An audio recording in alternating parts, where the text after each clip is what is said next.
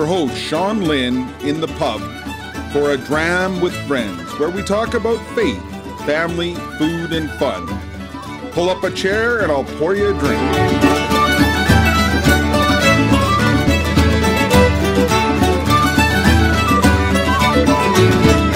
Welcome to the pub for episode 90.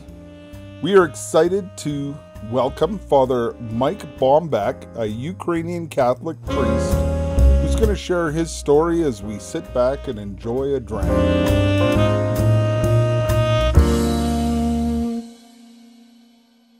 I can come over here and start pouring. Perfect.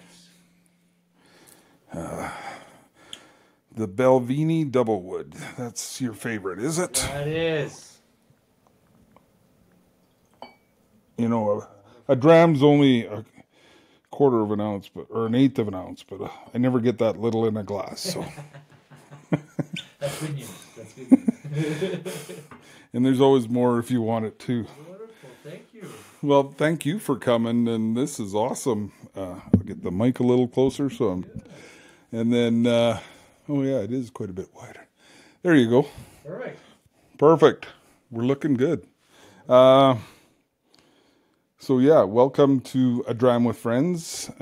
It's pretty basic. We talk about faith, family, food, and fun, which I think you can cover all those. Beautiful.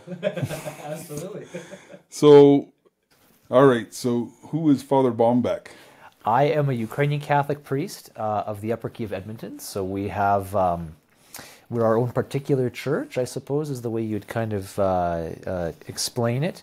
An Eastern Catholic, so I'm part of a church that was an Orthodox church historically that came into communion with Rome in 1596. So I'm a married Ukrainian Catholic pastor here in Calgary at St. Stephen's Ukrainian Catholic Parish, and I've been a priest for coming up on 8 years in January. Oh wow! Well, welcome, and thank you. So. Is the beard part of the... The beard is part of it. We usually have like a preference for bearded clerics. Yeah. Oh, really? Yeah, it's okay, just good. the way it goes, so yeah. I wasn't allowed to grow a beard for 33 years of my... Well, if you include the 6 years on the rigs, because you can't have a beard when you're drilling for sour gas and all that.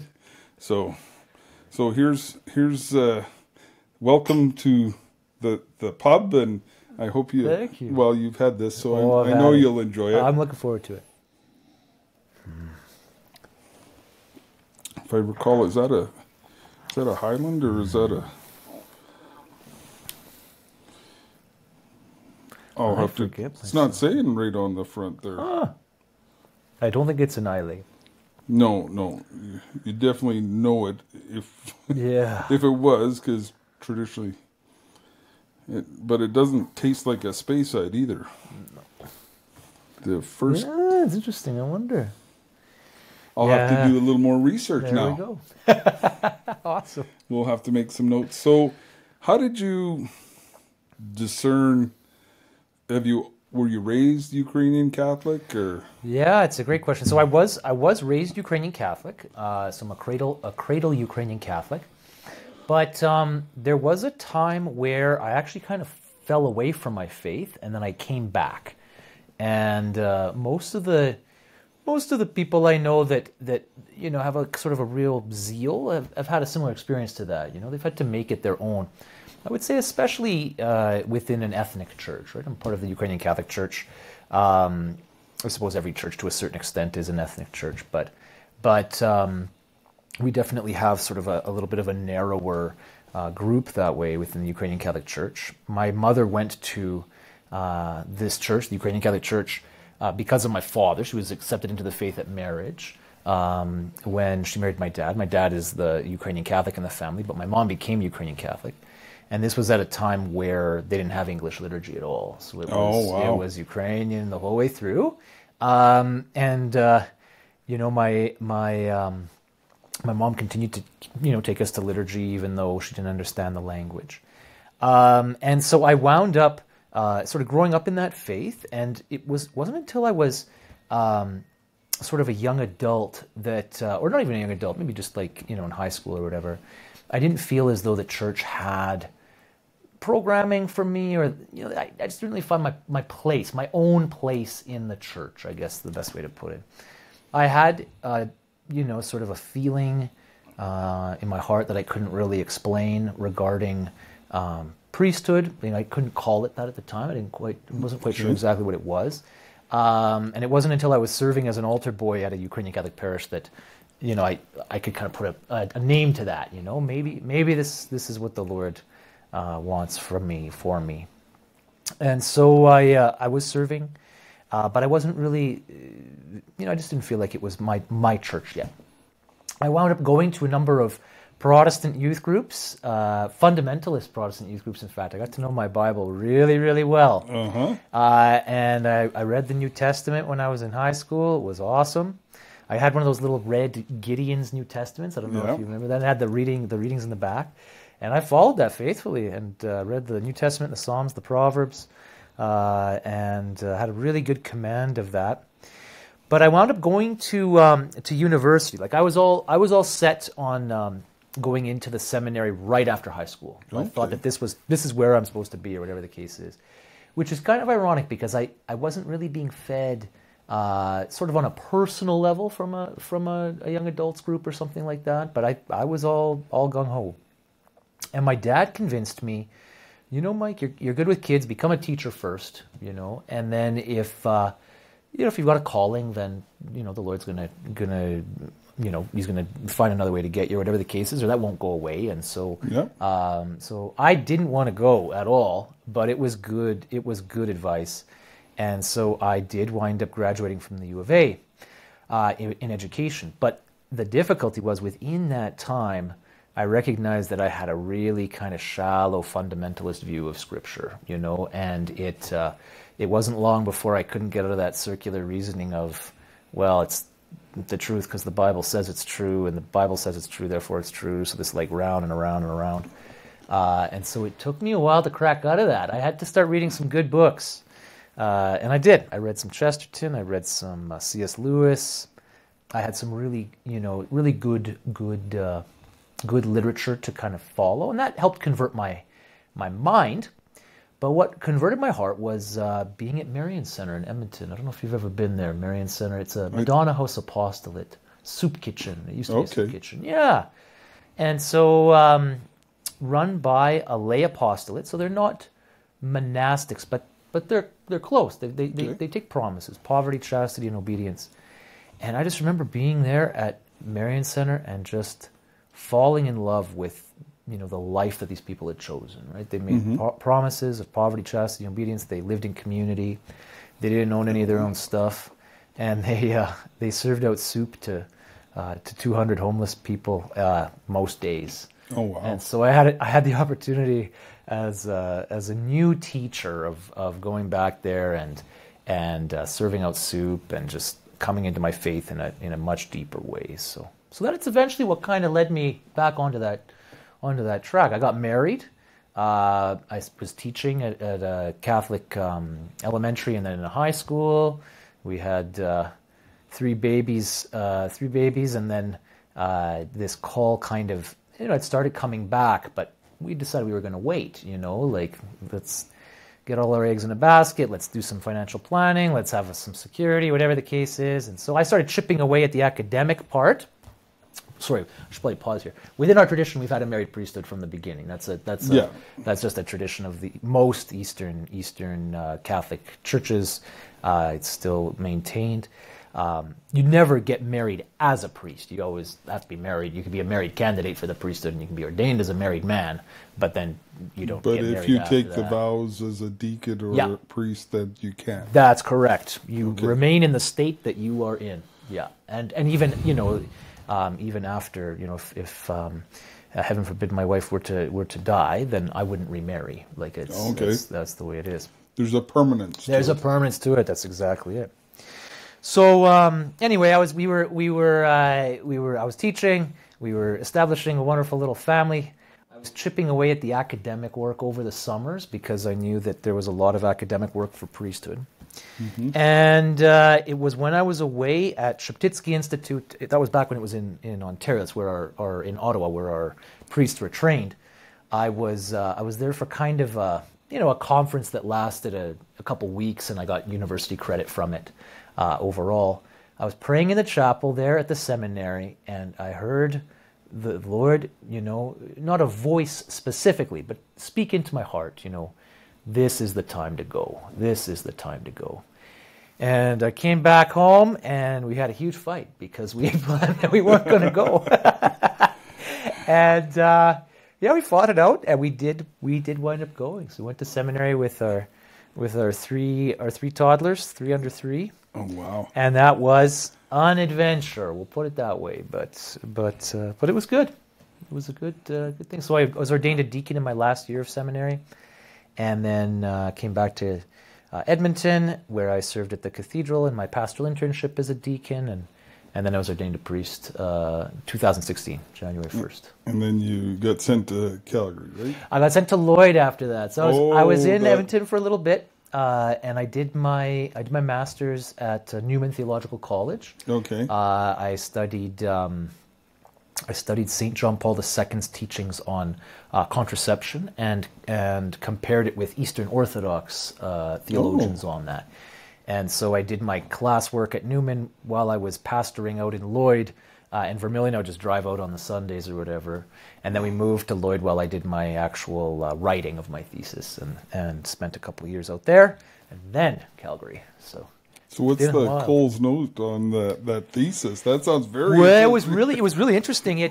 I learned so much. So basically, I found that St. John Paul II holds a privileged place of dialogue between East and West on this matter. It's easy to take a look at what the Catholic Church teaches on contraception or other moral topics, because we have a centralized magisterium that promulgates those sorts of things. We do have traditions within the Eastern churches that, especially on morality, there's quite a bit of commonality and convergence that way. But it's difficult to say, what does the Orthodox Church teach about X, Y, and Z?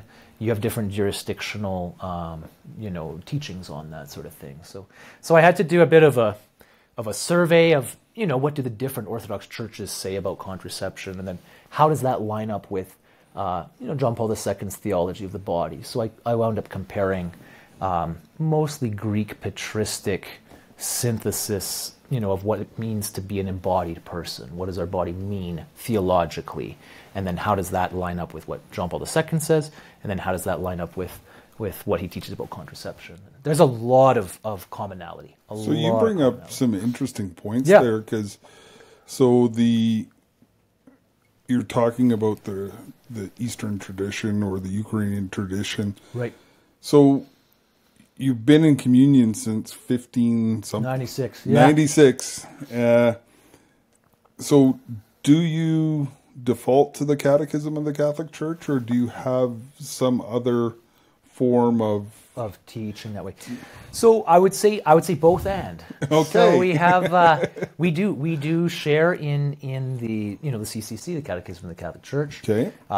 Beautiful document. What a gift that St. John Paul II gave to the Church. Just amazing. So we do make recourse to that. Absolutely. We have a parallel catechism that tries to articulate the same truths as that, but from an Eastern perspective. Okay. So it is not as though, it's not okay for you as a Roman Catholic to, contracept, but it's okay for me because I'm a Ukrainian Catholic. It doesn't work that way. We share the same moral tradition, but we might articulate that in different categories. Okay. And so we have a catechism that's called Christ Our Pascha. That's the title of it. And it's what we would refer to as a parallel catechism. It uses Eastern sources to articulate the faith from our own perspective, I guess. So we've been to the Family Life Conference. Yeah. Michelle and I were at the very first one, and we've only missed a few just because of weddings or right. ordination here for Father Troy, and so. Your liturgy is sung for the most part. Correct. That's right. So it is sung. It's actually that's the normative expression of our liturgy. Throughout the centuries, there has been some Latinization that has kind of creeped in, where there has sort of developed a spoken liturgy, but that's not really authentic to our tradition that way. It's supposed to be sung. And the priest faces the east. This is his normative posture for the prayer. It's not that he's ignoring. I always tell my people, we're not ignoring you. I'm leading the charge. I'm leading the charge.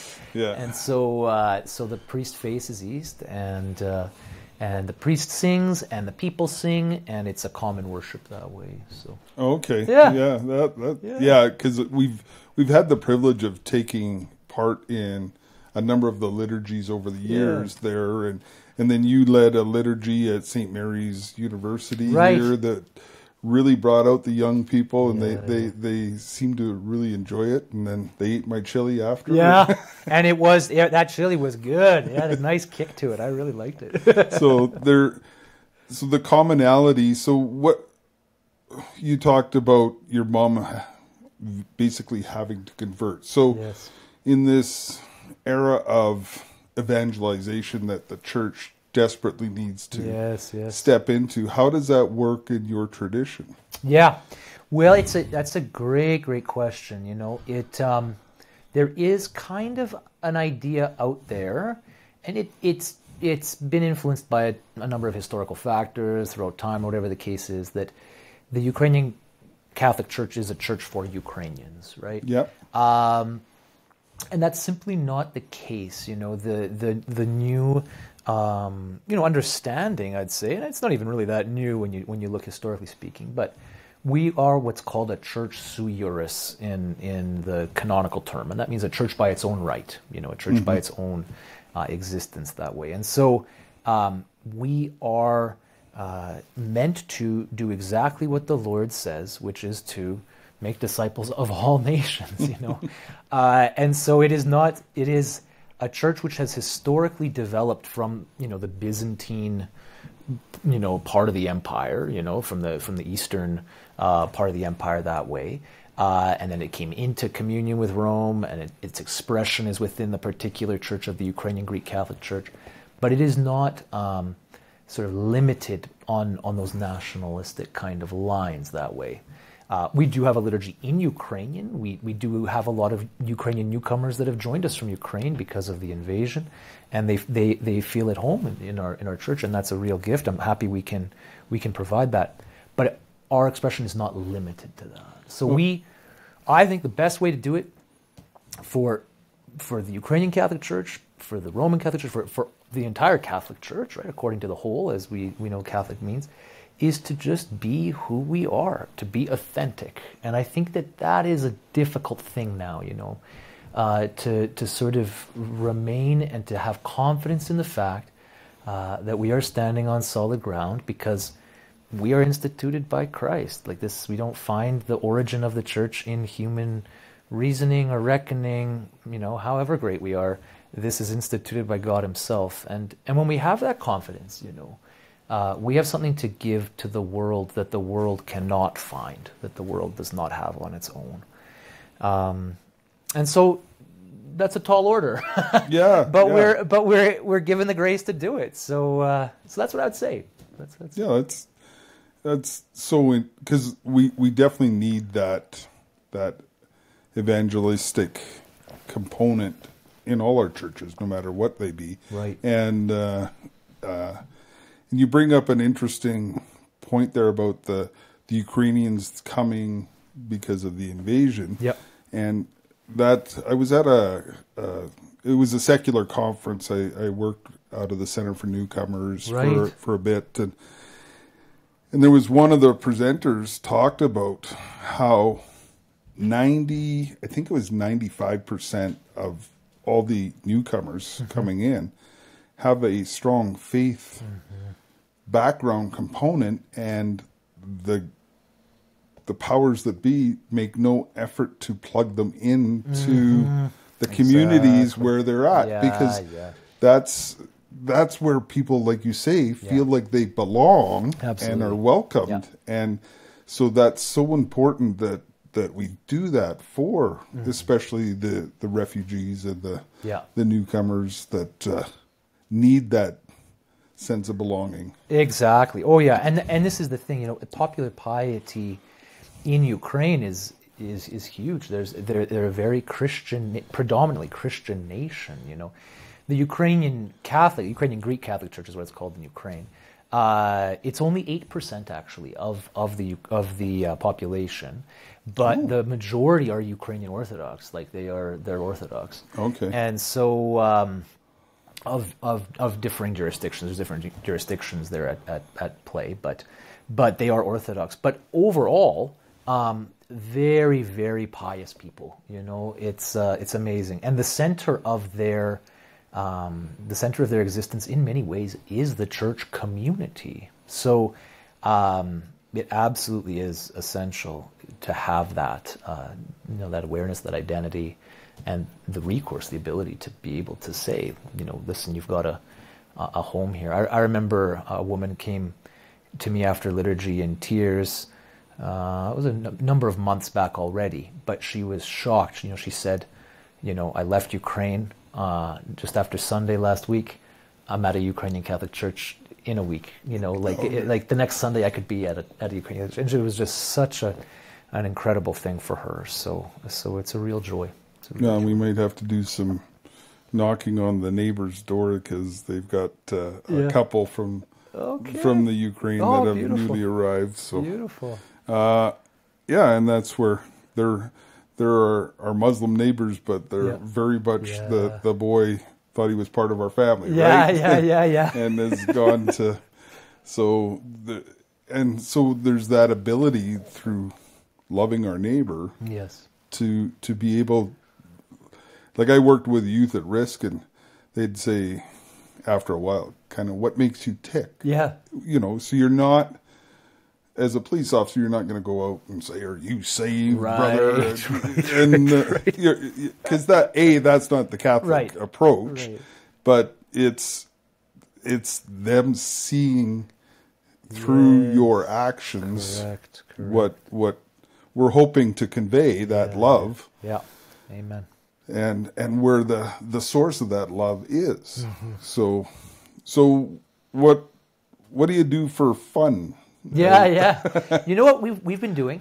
We've been climbing. This is one of these things in Calgary that we have taken up. So in Lloyd, I joined a strongman gym. Okay. And that was a lot of fun, like the Atlas stones and the log presses and stuff like that.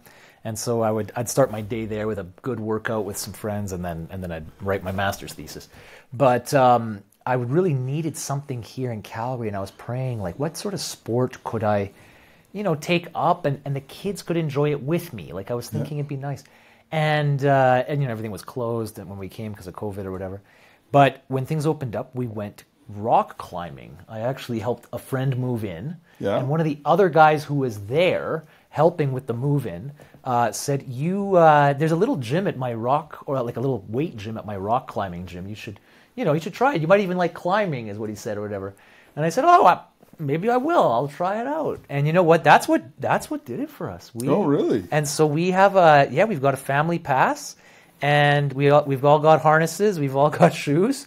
And we go climbing and bouldering, and it's a riot. This morning I went bouldering before liturgy here with Father Roman, the other Ukrainian Catholic priest in town, and at Chinook Center there, and it's just a riot. So that's something we've been doing, and it's a lot of fun. Well, and it's a good workout. It is. Yeah, it is. I think my climbing days are gone, hopefully, but. I used to work on the drilling rigs and the derricks. I'm sure. So I used to be able to run up that ladder. And I'm not going to try that anymore. I can still climb the ladder, but so one of the segments we do is a dad dish. Yeah. So you're so what is the one that I can make that you make that keeps the family coming back to the table? You know what? I am terrible at making anything. My wife, after she sees this, is going to laugh at me. But the one thing that I really like is nachos. I can at least make nachos, and it's easy, right? It's easy, and the kids love nachos. And there's all the melted cheese, and And it's great if it's a fasting day, then, we just don't have the ground beef on it, but we just have just the cheese and some veggies, and it works really well. So there you go. Yeah, it's a good Friday dish too, when you're tired and exhausted or whatever. Now maybe I'll have to come over and give you some lessons. There we go. Pick up your repertoire. My wife would appreciate that greatly. The kids would too, actually. But by creating a dish like that, the kids will have memories of dad's nachos, right? Exactly. And that's what hopefully we promote is, like, I remember my older kids, it was pancakes for me. Like Saturday morning cartoons with pancakes, and the kids just those fond memories. Awesome. Right? Yeah, gives that identity. Yeah. So what advice, like, I'm sure in your churches, a lot of young men are struggling. Yeah. And they're struggling to find their way in life. What advice do you give your 18-year-old self? Yeah, that's a great question. I would say you need to surround yourself with holy men. You got to surround yourself with holy men. It is something where I kind of liken it to playing in a band. I used to play in blues bands when I was younger. Oh, really? I played the bass. I'm a bass player. And at least I used to be many years ago. And I would always get better at playing my instrument when I surrounded myself by musicians who were significantly better than me. Like if they were better than me, I needed to really, practice my chops, really, really have a good attitude about it. And I'd fail, and that's just the way it goes. They would be patient with me, and I'd get better. And that same principle applies with pretty much everything in life, but especially with being a man. Being a man, you need to surround yourself with men who are better than you, plain and simple. I guess men that are that you look up to. Men that you want to emulate and be like. And you don't even have to be able to articulate about it. That will come in time. Like you might be like, there's something about something good about this man that I can't really put my finger on. I can't really explain it, but I just want to. Just want what he's got, and that I think is probably the number one thing, the number one thing in that. And then also, I found my calling, I could articulate my calling from serving at the altar, from serving as an altar boy. Serving at the altar is important men's work, and that type of service is going to form you, whether you have a calling to the priesthood or the diaconate or whatever the case is, or you're called to be a father of a natural family or whatever the case is. That type of service, is gonna help you make those connections. So, if you got that tug in your heart, don't be afraid to, approach your pastor and to say, is it possible that I could help serve? I think that's awesome. a good opportunity. Well, Jeff Cavins and I, we'd ride motorcycles and go evangelize. Yes. He talked about riding with his posse in his book Activated Disciples. So who are your go-to saints? Who are your posse? Okay, that's an awesome. Well, I love John Paul II. Oh, I kind of gathered picked that one out. Yeah, that's right. So he's amazing. He's not Catholic, but he really had a big influence in my life. It's C.S. Lewis. Okay. I really found that man to just be clear, a really kind of authentic, it's really interesting, his friends had to set up for him a benevolent society because he was so bad at math and he didn't understand how taxes, were doing their thing, in order for him to give away most of the proceeds of his books, he didn't actually make money on his literature. He made money from his teaching, because he wound up giving all that to the poor, and he did it in such a way that like people didn't even understand. But just a really amazing guy. C.S. Lewis is up there. Peter Kraft is up there for me. I really like Peter Kraft. Okay, yeah, I think. Well, and he points to C.S. Lewis. He does. That's right. Time. That's right. Yeah, There's that's right. a whole shelf of Kraft up there. Yeah. He's really good. And then we've got some Ukrainian Catholic priests that, or bishops, like Blessed Vasil Velichkovsky. He's one of the first. He's actually, during the communist oppression of Ukraine, he was secretly consecrated a bishop in a hotel lobby. Oh, wow. In order to maintain the faith, because the Ukrainian Catholic Church was liquidated. It was the largest illegal religious organization for years and years and years. And Bishop Vasil Velichkovsky was this man who carried the torch throughout these very difficult years. Oh, wow. Andriy Sheptitsky was before him, the Metropolitan. He's a great shining light. So we're surrounded by these incredible saints. Catherine Doherty, servant of God, her cause has been opened. She's the foundress of the Madonna House Apostolate. Yeah. And she's just a real guiding light that way too for our whole family. So yeah, it was interesting. I was listening to an audiobook before you came, and the author was talking about the amount of holy people that we've been blessed to have around us, and even kids, right? Yes. Like these holy kids who are suffering but praying, and even though their families aren't near the faith, they seem like the Holy Spirit is obviously hard at work here, and there's so many opportunities for us to be saints. Yeah.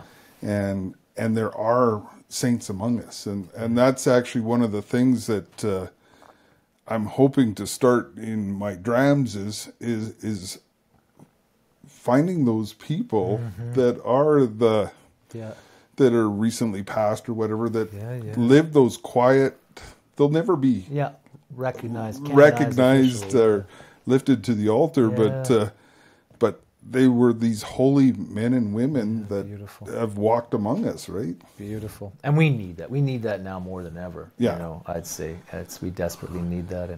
And it is good news, I think I couldn't agree with you more. We read that where difficulties and sin abound, that grace abounds all the more. And sometimes we don't recognize it or see it, But if we have eyes to see, and we can, see these quiet lives around us, it's very easy to get distracted or discouraged or not look, but to have those examples in front of us, desperately needed. My nephew, just after he turned 1, was diagnosed with a brain tumor, 25%, and he should have died. Yeah. Right, and here we are praying for miracles, and then we're surprised when they happen. Like we fail to see them. Right. When they're happening right in front of us. That's right. So, and he's going to be celebrating his 18th birthday next month. So it's wow. So there's going to be a big party for that one. So beautiful. So I want to thank you for coming over and joining me for. And I don't know if you know the term whiskey in Gaelic is Ishkabaha, which means water of life. I did know that part. Yeah, that's cool. Ishkabaha. So I love I pray that you continue to lead many souls to the true water of life, and thank you. And my pub's always open. Thank you. This is a joy. Cheers. Cheers. And I hope you have enjoyed this episode of A Dram with Friends. Like and subscribe. Go to all podcast platforms to look for it on podcast, or go to godsquad.ca to support our mission.